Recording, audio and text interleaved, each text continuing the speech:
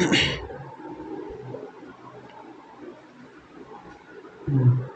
Morning दोस्तों, आप कैसे हैं? उम्मीद करता हूँ आप अच्छे ही होंगे। तो चलो आज हम पढ़ते हैं फ्यूचर टेंस।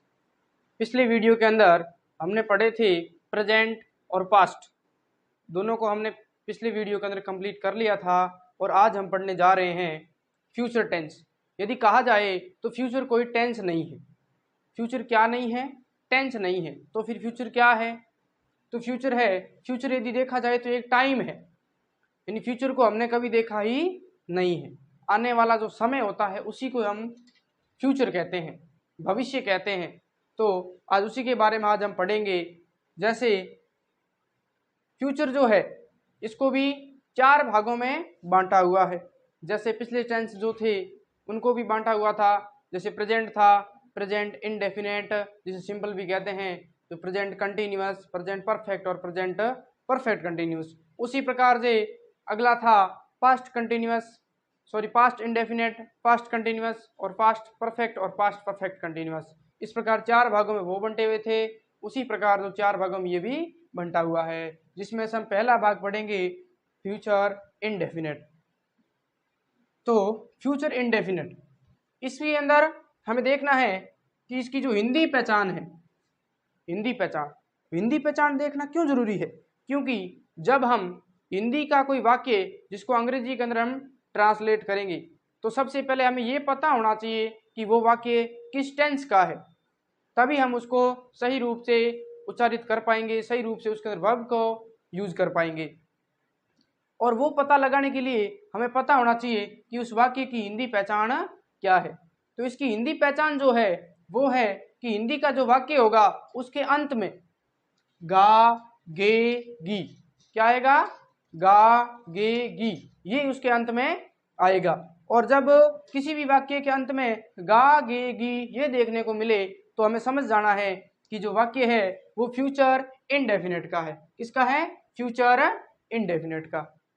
तो फ्यूचर इंडेफिनेट वाक्य की पहचान है कि वाक्य के अंत में गा गे और गी आएगा। जैसे मैं आपको एक उदाहरण देकर समझाता हूं कि राम कल विद्यालय जाएगा। राम कल विद्यालय जाएगा। जैसे देखो यहां गा आया हुआ है और इसके पीछे भी क्या आया हुआ है?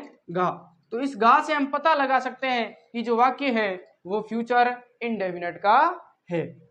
राम कल विद्यालय जाएगा, राम खेलेगा। जैसे सीता खाना पकाएगी,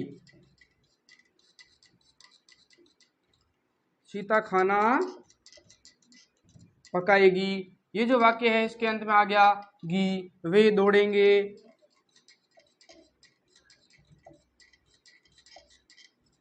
वे दौड़ेंगे। तो गा गी और गे, तो गा गे गी ये इसके अंत में आ रखे हैं। तो इस प्रकार से हम पहचान कर सकते हैं कि ये जो वाक्य है वो फ्यूचर इंडेफिनेट के हैं। इसी प्रकार यदि कोई अन्य वाक्य आ जाए और जिसके अंदर अंत में गा गे गी लिखा हुआ हो तो हमें पता लग जाएगा कि वाक्य जो है वो किस टेंस का है। तो चलो हम आगे बढ़ते हैं। आगे जो है हम इसके सूत्र की ओर बढ़ते हैं। इसका सूत्र देखेंगे हम। इसका सूत्र क्या है?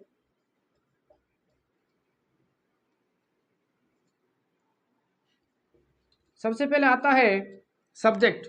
सब्जेक्ट के साथ में आता है विल या सेल। विल या सेल, विल या सेल प्लस वर्ब की फर्स्ट फॉर्म, प्लस वर्ब की फर्स्ट फॉर्म और प्लस में आ जाएगा ऑब्जेक्ट। यानी कि जो वाक्य है सब्जेक्ट आएगा, उसके बाद विल या सेल आएगा, प्लस वर्ब की फर्स्ट फॉर्म आएगी और फिर ऑब्जेक्ट आ जाएगा। तो हमें देखना है कि ये जो सब्जेक्ट है, विल है, सेल है और वर्ब है और ऑब्जेक्ट है, ये सब क्या है? तो सब्जेक्ट को तो हमने देखा था कि सब्जेक्ट जो है वो किसी भी काम को करने वाला जो व्यक्ति होता है वो सब्जेक्ट होता है। जैसे हमने अभी पिछले वाक्य के अंदर देखा था कि राम कल विद्यालय जाएगा। तो राम जो शब्द आया है वो किसी व्यक्ति का नाम है और जो राम जो व्यक्ति है वो क्या है? सब्जेक्ट है। और राम कहाँ जा रहा है? राम जा रहा है विद्यालय। तो राम का जो कहाँ का जो उत्तर मिल रहा है जिस शब्द से, वो हो गया है ऑब्जेक्ट, यानी कि कर्म वो हो गया है। और वर्ब का मतलब होता है आना जाना, खेलना कूदना दौड़ना, ये सब कुछ क्या होती है? वर्ब्स होती हैं। तो वर्ब्स को हिंदी में बोले तो क्रिया कहते हैं, यानी क्रिया जो भी होती है वो वर्ब होती है। अब हम इसमें देखेंगे कि विल का प्रयोग और शैल का प्रयोग कहाँ होता है। विल का प्रयोग कहाँ होता है और शैल का प्रयोग कहाँ होता है। तो हमने दो सब्जेक्ट पढ़े थे, एक होता है सिंगुलर सब्जेक्ट, सिंगुलर सब्जेक्ट यानी एक वचन कर्ता, और एक होता है प्लूरल सब्जेक्ट, प्लूरल सब्जेक्ट यानी बहुवचन कर्ता, एक वचन और बहुवचन। हिंदी के अंदर हम वचन पढ़ते हैं एक वचन और बहुवचन, तो उसको इंग्लिश में सिंगुलर कहते हैं और प्लूरल कहते हैं। तो एक वचन जो करता है ही सी इट तथा कोई एक नाम, तथा कोई एक नाम, जैसे राम श्याम, इस प्रकार से कोई भी एक नाम, ही सी इट तथा कोई एक नाम। तो इनके साथ में क्या लगेगा? इनके साथ में हमेशा यूज होगा विल का। किसका यूज होगा? विल का।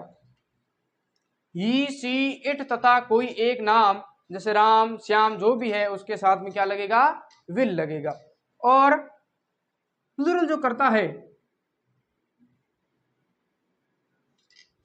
आई और वी, इनके साथ में क्या लगेगा?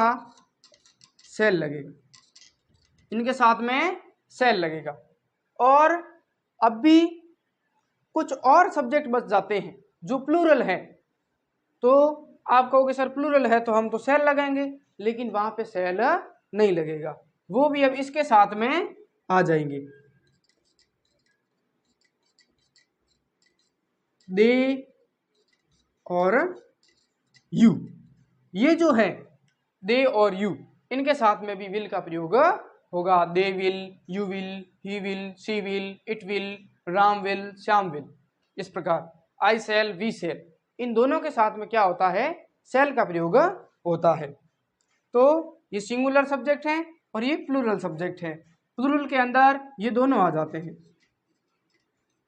ये भी प्लूरल है और ये भी प्लूरल है, लेकिन ये प्लूरल होने के साथ साथ भी बीच के साथ विल का प्रयोग हो रहा है। तो आप इसको नोट कर लीजिए।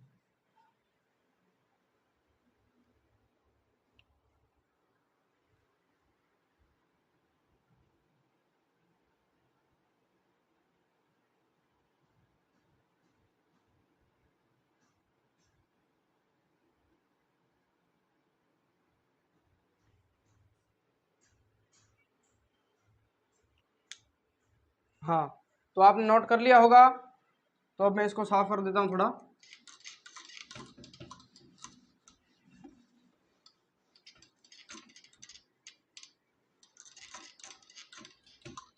अब हम इसके बनाएंगे कुछ वाक्य। अब हम इसके कुछ वाक्य बनाएंगे, जैसे सब्जेक्ट प्लस विल या सेल प्लस वर्ब की फर्स्ट फॉर्म प्लस ऑब्जेक्ट, यानी इसका हम वाक्य बनाएंगे जैसे राम घर जाएगा, ये वाक्य है। और ये वाक्य कैसा है? अफर्मेटिव। कैसा है? अफर्मेटिव। अफर्मेटिव यानी सकारात्मक।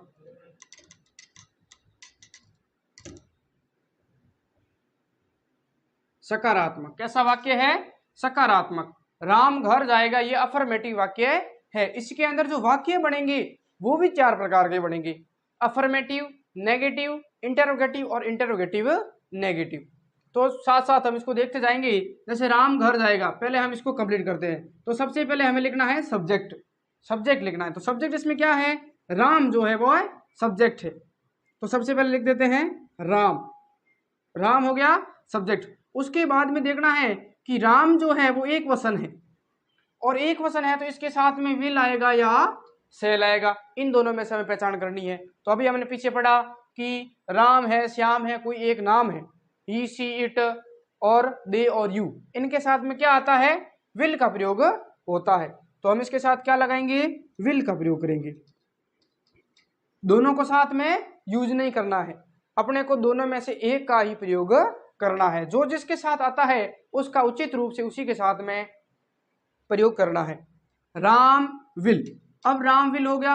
अब हमें देखनी है वर्ब, तो इसमें वर्ब क्या है, जाना, जाएगा, ये क्या है, वर्ब है। तो जाने को अंग्रेजी में क्या बोलते हैं, गो, GO, go. Ram will go, अब कहां जा रहा है, घर जा रहा है, और घर क्या है, ऑब्जेक्ट है, तो गो टू होम। अब आप कहोगे कि सर यहाँ ये टू कहां से आ गया, यहाँ तो ऑब्जेक्ट है, वर्ब है, विल है, सब्जेक्ट है, ये सब तो आए हुए हैं, लेकिन ये टू और कहां से आ गया। तो इसका मतलब है कि हम जब किसी स्थान से किसी दूसरे स्थान पर जाते हैं, जैसे ये व्यक्ति कहाँ जा रहा है, राम कहाँ जा रहा है, घर जा रहा है, कहाँ जा रहा है, घर जा रहा है, तो ये किससे जुड़ रहा है, घर से जुड़ रहा है। तो जिस चीज से वो जुड़ता है उस शब्द से आगे क्या लग देते हैं, टू का प्रयोग हम करते हैं, तो उससे आगे हमें टू का प्रयोग करना पड़ता है। तो ये इसका फॉर्मूला है, जरा ध्यान रखना। दूसरी चीज, एक और वाक्य बनाते हैं, देखो, जैसे वे तेज दौड़ेंगे, वे तेज दौड़ेंगे, इसको बनाते हैं। देखो, अब वे को अंग्रेजी में क्या बोलते हैं, दे, वे को अंग्रेजी में बोलते हैं दे, तो दे बोलते हैं। अब दे जो है वो कैसा है, सिंगुलर है, प्लूरल है। अब आप कहोगे ये तो प्लूरल है, तो प्लूरल है तो इसके साथ क्या लगा दें, सेल लगा दें, लेकिन इसके साथ सेल नहीं आएगा, इसके साथ क्या आएगा, विल आएगा। तो दे विल, अब क्या है, दे विल दौड़ेंगे, दौड़ने क्या बोलते हैं, रन, दौड़ने क्या बोलते हैं, run, RUN, run. They will run, वे दौड़ेंगे। अब वे कैसे दौड़ेंगे, वे तेज दौड़ेंगे, तो तेज को क्या बोलते हैं, फास्ट बोलते हैं। तो ये आ गया fast, they will run fast, वे तेज दौड़ेंगे। इस प्रकार ये जो है, यदि आप इन्हें उतारना चाहे तो नोट डाउन कर लीजिए।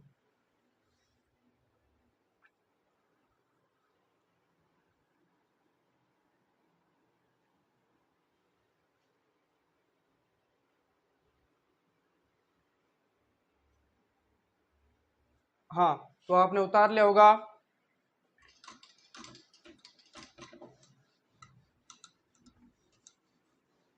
अब इसका हमें एक और वाक्य देता हूं आपको, जैसे मैं किताब पढ़ूंगा, मैं किताब पढ़ूंगा, मैं किताब पढ़ूंगा, ये वाक्य बनाना है। और एक वाक्य और ले लेते हैं हम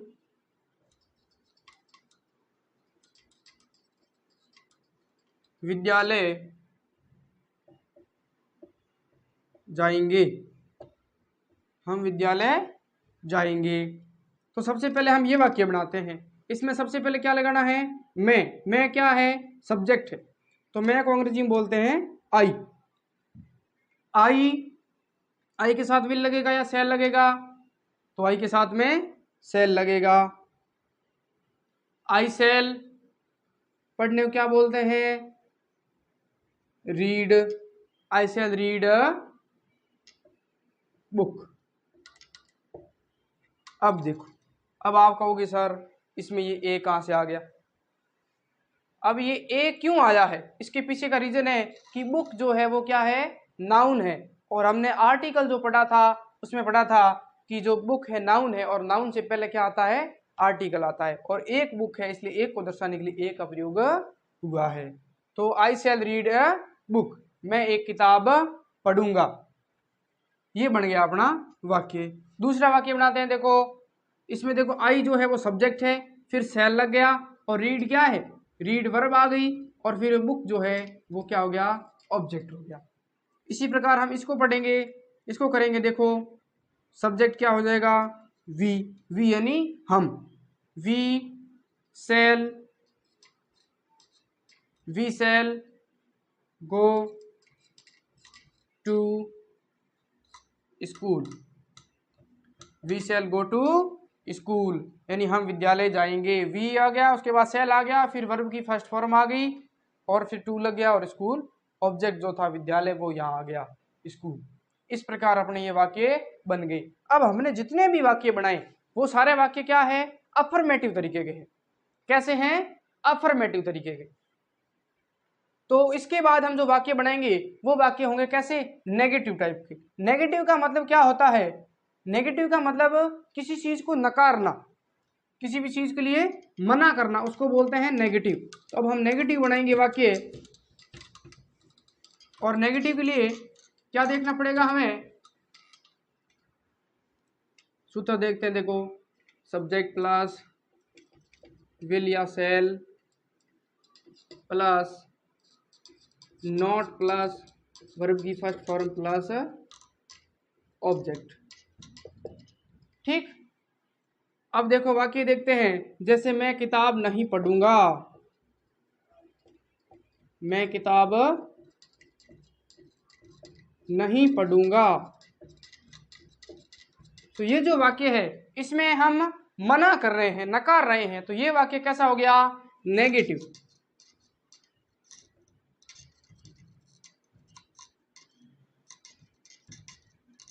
नेगेटिव यानी नकारात्मक, नेगेटिव। तो इसको हम कैसे बनाएंगे, पहले सब्जेक्ट आई, आई के साथ में सेल लगा दिया, आई सेल, फिर लगाना है नॉट,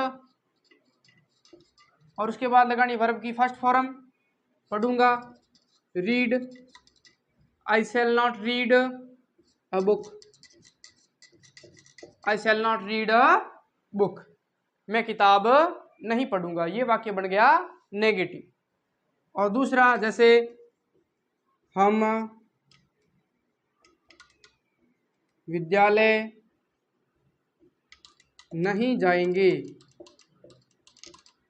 हम विद्यालय नहीं जाएंगे, तो we shall not go to school, we shall not go to school. We जो है वो सब्जेक्ट आ गया, उसके बाद में सेल लग गया, और फिर नॉट आ गया, फिर वर्ब की फर्स्ट फॉर्म आ गई गो, यानी जाना है, वो क्या है, वर्ब है, और वर्ब की फर्स्ट फॉर्म आ गई, फिर टू लग गई, क्या आ गया, स्कूल आ गया। स्कूल जो है वो क्या है, ऑब्जेक्ट है। इस प्रकार है ये नेगेटिव वाक्य बन गया।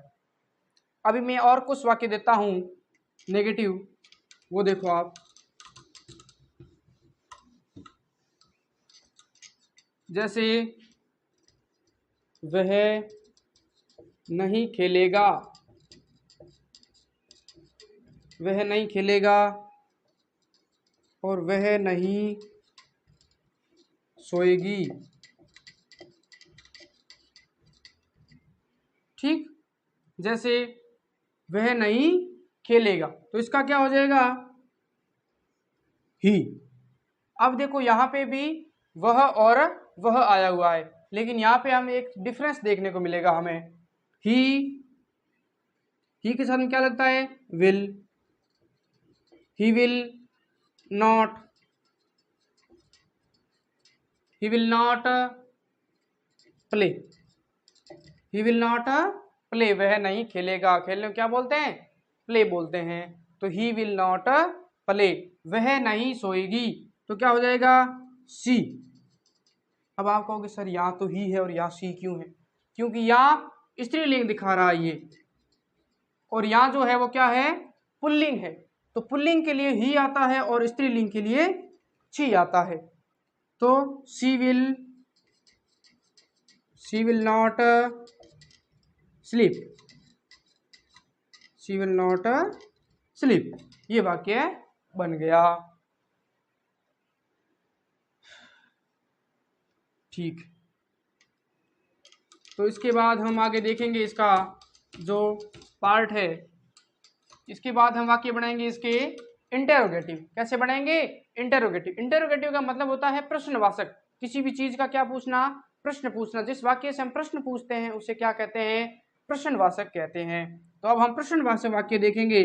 जैसे तो प्रश्नवाचक के लिए हम सूत्र लिख देते हैं उसका।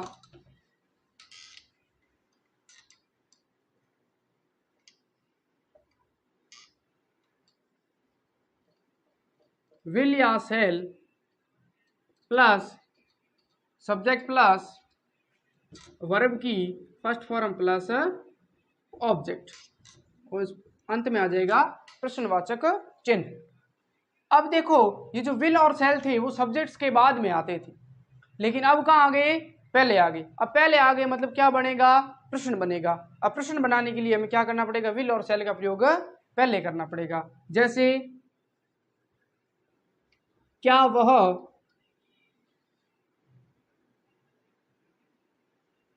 वह एक पेन खरीदेगा? क्या वह एक पेन खरीदेगा? अब ये बन गया भाई प्रश्न, क्या वह एक पेन खरीदेगा? तो इसको हम कैसे बनाएंगे?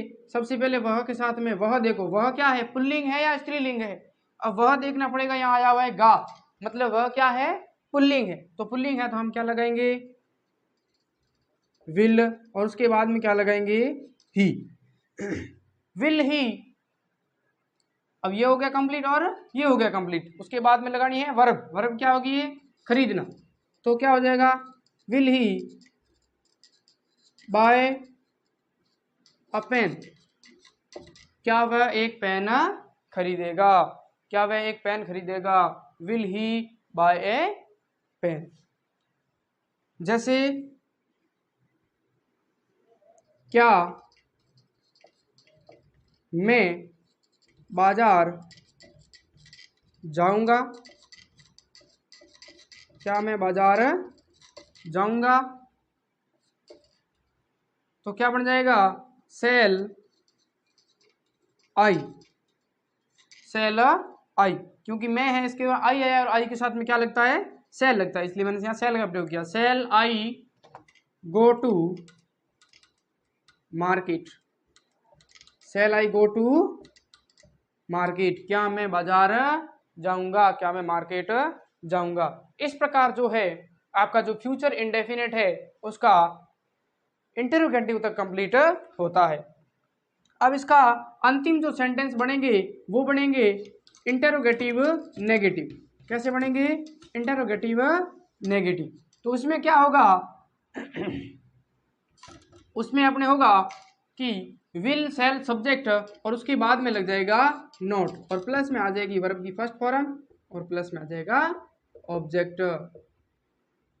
यानी जैसे क्या वह किताब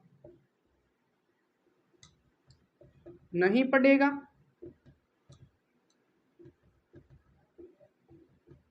क्या वह किताब नहीं पढ़ेगा? तो क्या बन जाएगा? विल ही। ही क्यों लगा? क्योंकि ये पुल्लिंग है इसलिए। Will he not read a book? Will he not read a book. और दूसरा बनेगा क्या हम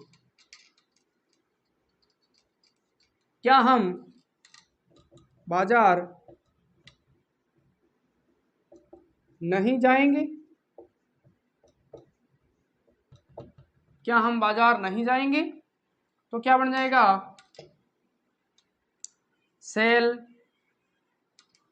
shall we not go to market?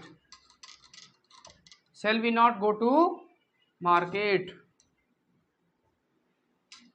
तो इस प्रकार जो है ये आपका फ्यूचर इनडेफिनेट जो भाग है वो कंप्लीट होता है। इसको आप अच्छे से समझ गए होंगे। यदि आपको ये वीडियो अच्छा लगा हो तो लाइक शेयर और सब्सक्राइब जरूर करें। धन्यवाद। फिर मिलते हैं अगले वीडियो के अंदर जहां हम कंप्लीट करेंगे फ्यूचर कंटिन्यूस पार्ट। तो इसी साथ बने रहिए हमारे साथ इंग्लिश स्टडी चैनल पर। और यदि अभी अब तक आपने सब्सक्राइब नहीं किया है तो प्लीज़ हमारे चैनल को सब्सक्राइब करें, शेयर करें और लाइक करें। Thank you.